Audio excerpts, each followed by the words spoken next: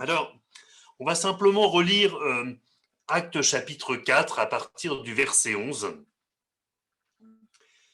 et les deux versets 11 et 12.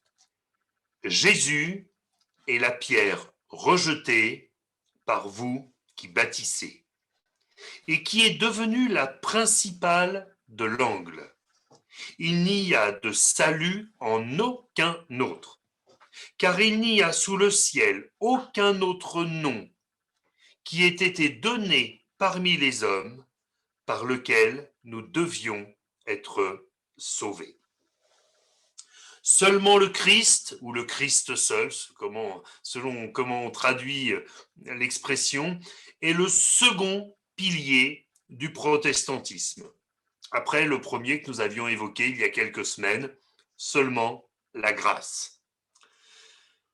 Face au monde des religions du livre, seulement le Christ. Et ça, nous avions évoqué ce point lors de notre dernier rendez-vous, vendredi de la semaine dernière. Face à la sécularisation grandissante et l'influence de la mentalité, de la doctrine, et je devrais même dire de la religion de la laïcité, nous n'avons que le Christ. Et c'est le point que nous allons aborder ce soir. Et puis enfin, probablement la semaine prochaine, Dieu voulant, nous aborderons le troisième point, face à la personnalisation accrue des ministères, et je pourrais même dire face à la starisation de certains ministères, eh bien la réponse est seulement le Christ. Dans l'Épître aux Romains, au chapitre 12, au verset 2, nous avons ce texte qui nous dit « Ne vous conformez pas, c'est-à-dire ne prenez pas la forme du siècle présent, mais soyez transformés par le renouvellement de l'intelligence, afin que vous discerniez quelle est la volonté de Dieu, ce qui est bon, agréable et parfait. » Les sociologues parlent de notre époque, de notre siècle, comme étant l'époque, l'ère post-chrétienne. C'est-à-dire que finalement, pour eux, la culture d'un monde chrétien, c'est quelque chose qui est passé, c'est quelque chose qui est dépassé. Alors il est vrai que jusqu'au milieu du XXe siècle, et même peut-être un petit peu plus, l'emprise de la religion catholique sur l'ensemble du territoire français a prévalu au point que le Vatican appelait la France la fille aînée de l'Église. Et nous l'avons vu dans ces dernières années, certains politiciens ont voulu évoquer les racines chrétiennes de la France, se servant de cette expression pour certains choix politiques qui leur appartiennent. Mais il est vrai que ces racines, on sait qu'il y a les racines sans doute, mais on a plus de mal aujourd'hui à voir le tronc et les branches, et je ne parle même pas des fruits.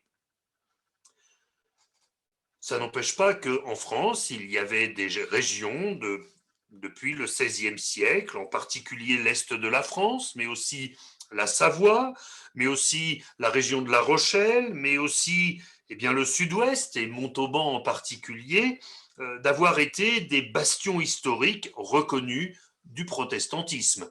Donc l'Église catholique avait beaucoup d'emprise, mais il y avait quand même sur le territoire français des bastions du protestantisme.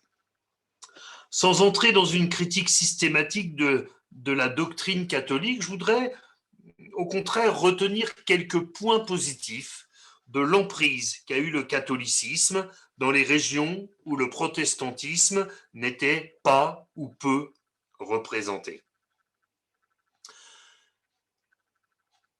Quand dans les années 50, dans les années 60, on prêchait l'évangile à une population qui avait une connaissance de la parole de Dieu. Ceux qui étaient d'arrière-plan catholique avaient des bases. Ils avaient ces bases grâce à l'éducation religieuse faite au travers du catéchisme. Alors bien sûr que dans le catéchisme, il y a des erreurs, ma langue a fourché, c'est un lapsus révélateur, des horreurs de doctrine.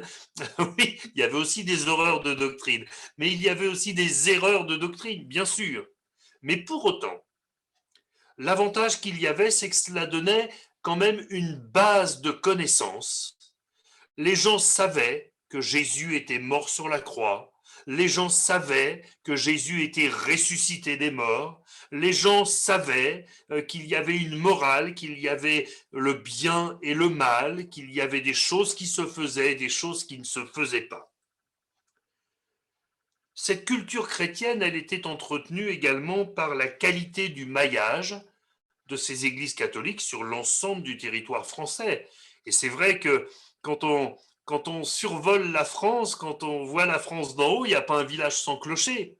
Il y a même des villes, par exemple, la ville de Rouen est appelée la ville aux 100 clochers, vous imaginez. Donc, alors, je ne sais pas s'il y en a 100 ou s'ils sont très nombreux, mais en tout cas, je ne les ai jamais comptés, bien qu'ayant vécu proche de Rouen pendant quelques années. Mais il y avait cette culture chrétienne entretenue, présente. Et puis, il y a aussi un point extrêmement positif dans justement cette forme de suprématie du catholicisme en France, c'est une présence politique d'hommes d'église influents. Par exemple, alors bien sûr, dans la présence politique des hommes d'église, il y a le pire comme le meilleur, des hommes comme Mazarin n'ont pas fait que du bon, mais par exemple, pendant comment dire, il y a eu la mise en place de la loi de 1905, loi de séparation de l'Église et de l'État, eh bien, il y a un certain nombre de choses qui ont été mises en place parce qu'il y a eu alors, une certaine influence, effectivement, d'un certain nombre d'hommes d'église qui ont permis eh bien, la mise en place de cette loi de 1905. Et cette loi de 1905, c'est elle qui nous permet aujourd'hui de nous constituer en association cultuelle. Donc nous sommes quelque part les héritiers de cette loi de 1905 et l'association cultuelle Assemblée de Dieu de Montauban eh bien, est au bénéfice de cette loi de 1905.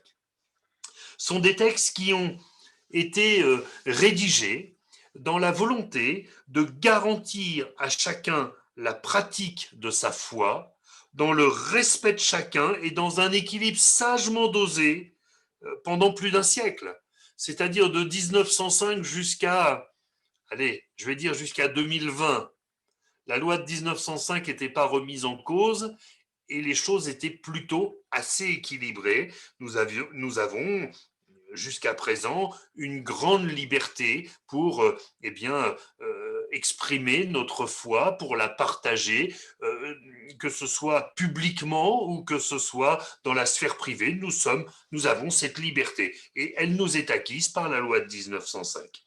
J'ajoute que cette loi a été rédigée dans le plus grand respect de la Déclaration universelle des droits de l'homme et en particulier de l'article 18. Parce qu'il nous faut savoir quand même que c'est un texte extrêmement fondateur et qui, dans tous les pays qui ont ratifié la Déclaration universelle des droits de l'homme, et la France en fait partie, ces textes s'appliquent. Alors l'article 18, il nous dit quoi?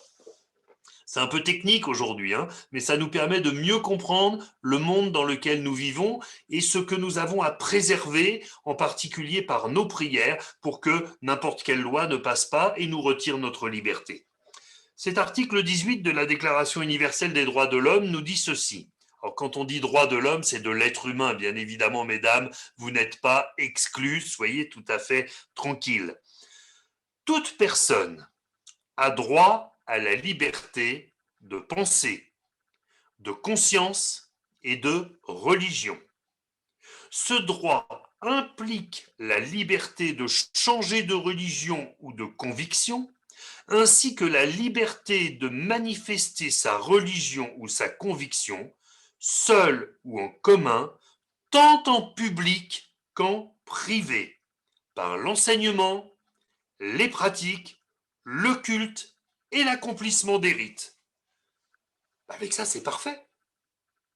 Avec un texte comme ça, nous ne demandons pas plus. Nous avons le droit d'être chrétiens de Pentecôte, chrétiens évangéliques, membres des Assemblées de Dieu de France. Personne ne peut nous retirer notre droit. Nous avons le droit de le dire, nous avons le droit de prêcher la parole, aussi bien en privé qu'en public. Nous avons le droit de rendre un culte à Dieu au nom de Jésus-Christ. Enfin, ce texte est parfait. Ce texte est parfait. Quand on parle de sécularisation, et pardonnez-moi, là je vais être un petit peu plus technique encore, mais vous allez comprendre que c'est tout à fait important. Cette notion de sécularisation entend que les religions deviennent des éléments sociétaux et considère que les diverses manières de pratiquer la foi peuvent être analysées de façon scientifique. Alors vous allez me dire, qu'est-ce que ça veut dire? Bien, le fait de considérer les religions et les expressions de la foi comme des éléments d'études scientifiques, de statistiques, leur retire toute notion de transcendance et de révélation. C'est-à-dire qu'on est en train de nous dire que bon, la foi chrétienne, musulmane, protestante, catholique, évangélique, que sais-je encore, bon, c'est des mouvements de société, mais finalement, rien de divin dans tout ça, ce ne sont que des mouvements humains. Or, la Bible ne dit pas ça. L'Épître aux Galates, au chapitre 1er, à partir du verset 10, nous dit « Et maintenant, est-ce la faveur des hommes que je désire ou celle de Dieu? Est-ce que je cherche à plaire aux hommes? Si je plaisais encore aux hommes, je ne serais pas serviteur de Christ. Je vous déclare, frères, que l'évangile qui a été annoncé par moi n'est pas de l'homme, car je ne l'ai ni reçu ni appris d'un homme, mais par une révélation de Jésus-Christ. Et là, les choses sont remises dans l'ordre. Notre foi, la foi véritable, celle qui est conforme à la volonté de Dieu, n'entre pas dans une statistique, n'entre pas dans un mouvement sociétal ou social ou sociologique. Elle est une révélation de Dieu. Elle est révélée non pas par un système religieux, par un endoctrinement, par un enseignement. Elle est révélée par Dieu lui-même qui se révèle par son esprit en Jésus-Christ. La volonté de Dieu est que nous croyions en lui et à celui qu'il a envoyé, Jésus-Christ, homme.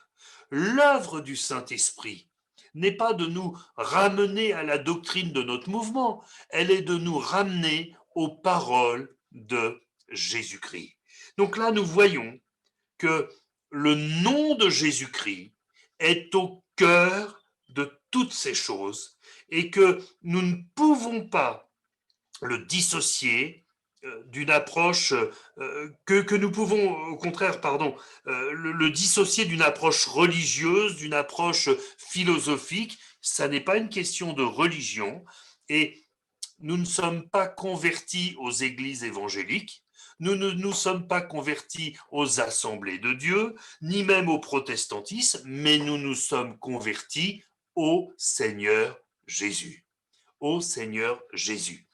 Dans Actes, au chapitre 3, au verset 19 et 21, c'est la fameuse prédication de Pierre après la Pentecôte. Il dit « Repentez-vous donc et convertissez-vous pour que vos péchés soient effacés, afin que des temps de rafraîchissement viennent de la part du Seigneur, et qu'il envoie celui qui vous a été destiné, Jésus-Christ, que le ciel doit recevoir jusqu'au temps de rétablissement de toutes choses, dont Dieu a parlé anciennement par la bouche de ses anciens prophètes. C'est au Christ Jésus que nous nous sommes convertis.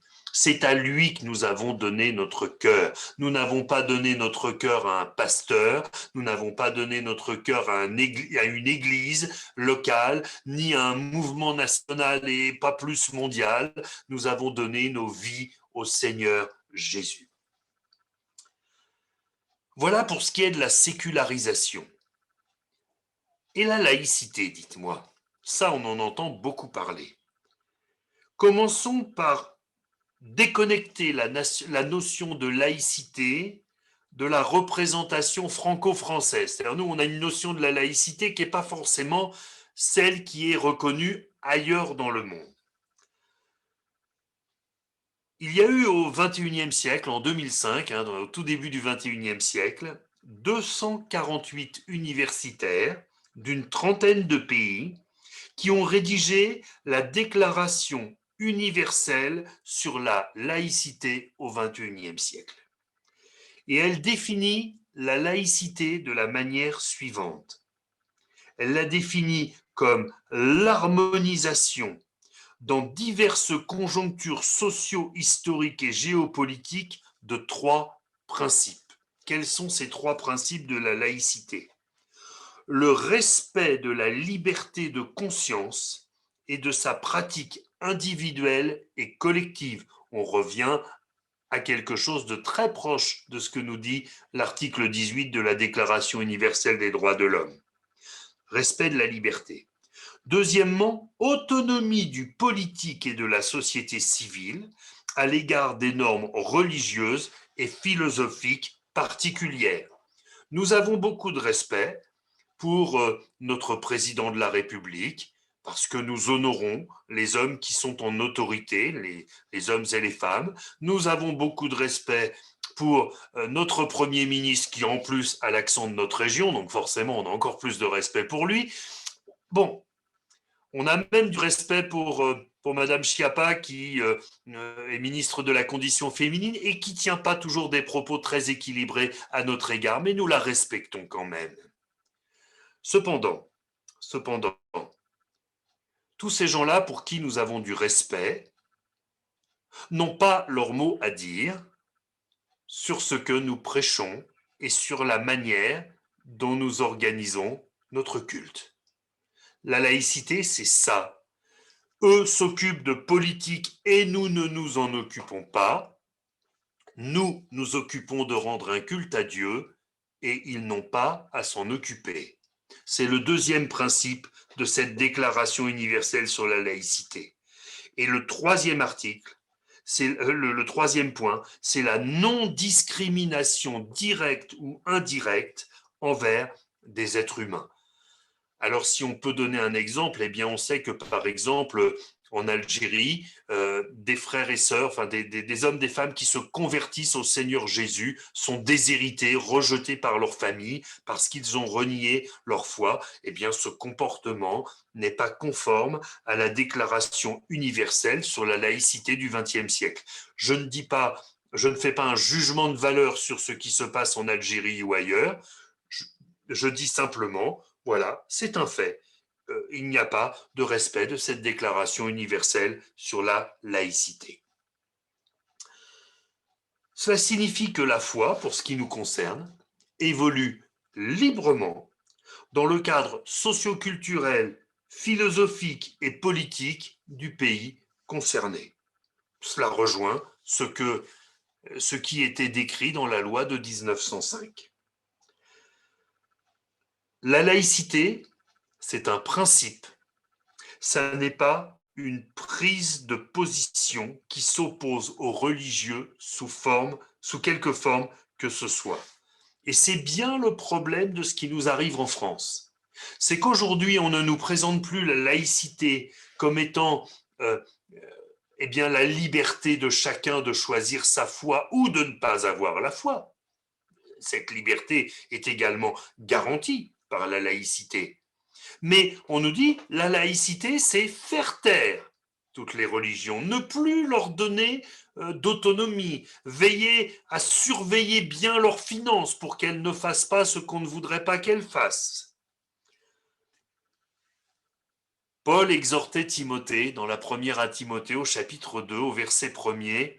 Il disait, j'exhorte donc à faire avant toute chose à faire des prières, des supplications, des requêtes, des actions de grâce pour tous les hommes, pour les rois et pour tous ceux qui sont élevés en dignité.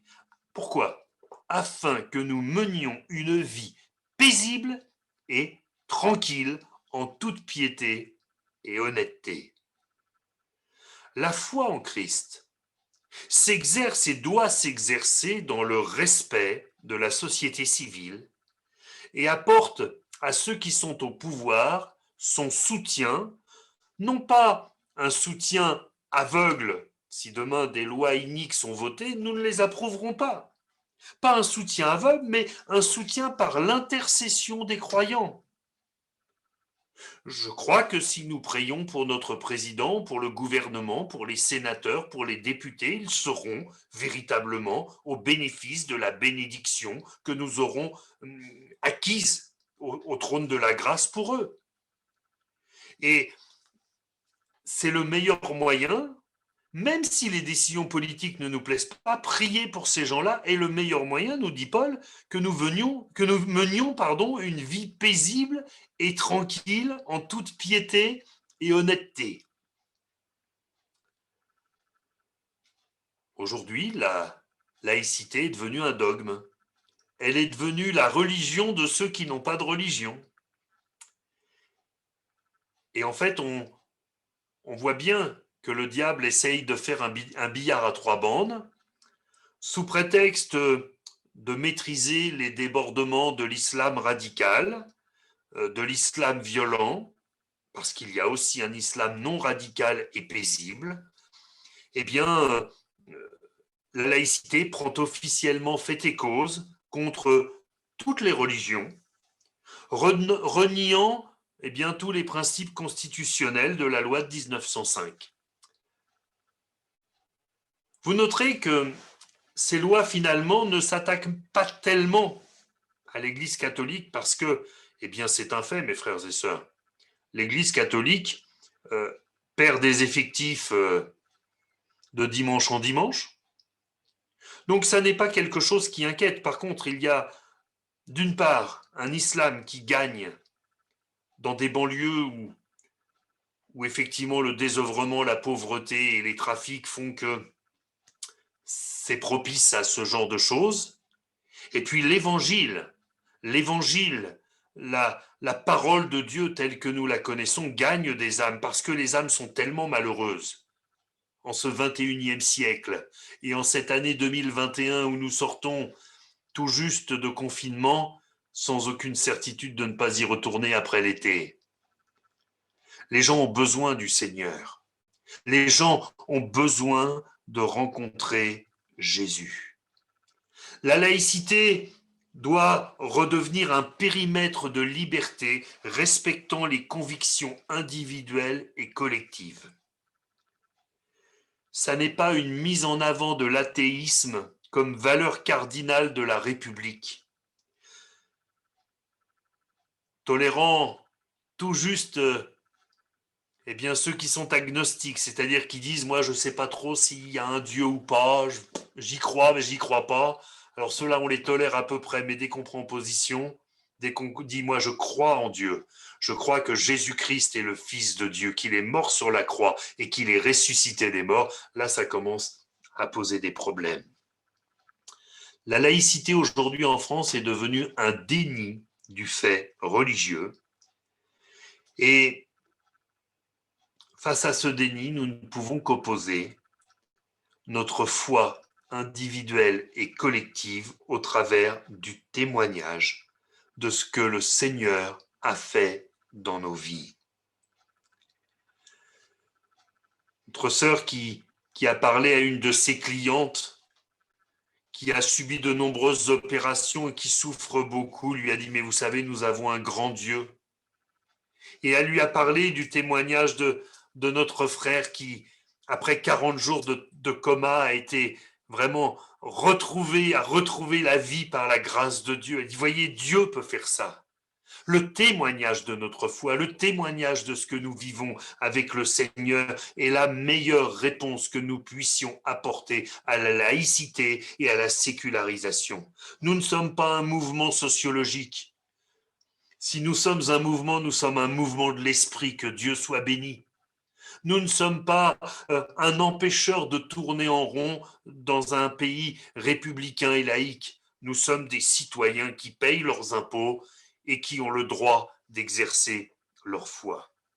Alors face à toutes ces choses, nous voulons répondre avec force seulement le nom de Jésus-Christ. Seulement le Christ. Nous ne revendiquons pas une religion. Nous prêchons le nom de Jésus-Christ. On peut bien nous empêcher de nous réunir. On peut bien nous empêcher de témoigner, mais nous continuerons à porter dans nos cœurs et dans nos bouches le nom de Jésus-Christ.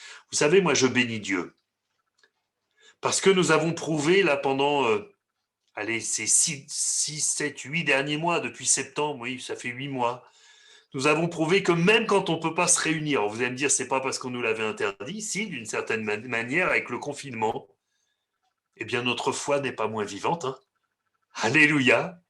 Avec les moyens du bord, nous, on n'a pas été obligé de se réunir en une maison par quartier, comme cela se fait dans certains pays où les églises sont interdites. On n'a pas été obligé de se réunir dans les caves, comme cela a lieu par exemple en Égypte. Euh, non, nous on s'est réunis sur Zoom, mais notre foi est restée vivante et elle est restée vivante en Jésus-Christ. Les évangiles ne nous sont pas parvenus pour que nous ayons une religion. Les évangiles ne nous sont pas parvenus pour que nous ayons une place légitime dans la société. Mais Jean nous dit, ces choses ont été écrites afin que vous croyiez que Jésus est le Christ, le Fils de Dieu, et qu'en croyant, vous ayez la vie en son nom. Amen. Alors, mes frères et sœurs, c'est au nom de Jésus-Christ que nous allons prier maintenant. Seulement le Christ. Nous allons prier pour des perdus. Il n'y a que le Christ qui peut les sauver. Nous prions pour des malades. Il n'y a que le Seigneur Jésus qui peut les guérir. C'est dans ces meurtrissures que nous avons la guérison. Et Bouddha n'a pas de meurtrissure. Mahomet n'a pas de meurtrissure. Jésus-Christ a des meurtrissures. Jésus-Christ est notre sauveur. C'est le seul nom que nous prêchons. C'est le nom qui nous sauve. À lui seul la gloire. Amen. Seigneur notre Dieu, te bénissons parce que Seigneur, les lois changent, les sociétés évoluent, mais toi, tu ne changes pas. Tu es le même, hier, aujourd'hui, éternellement. Aujourd'hui encore tu sauves, aujourd'hui encore tu guéris, aujourd'hui encore tu changes des vies, aujourd'hui encore tu délivres. Que ton nom soit béni. Nous voulons te célébrer, ô Dieu, dans le nom de Jésus-Christ. Amen.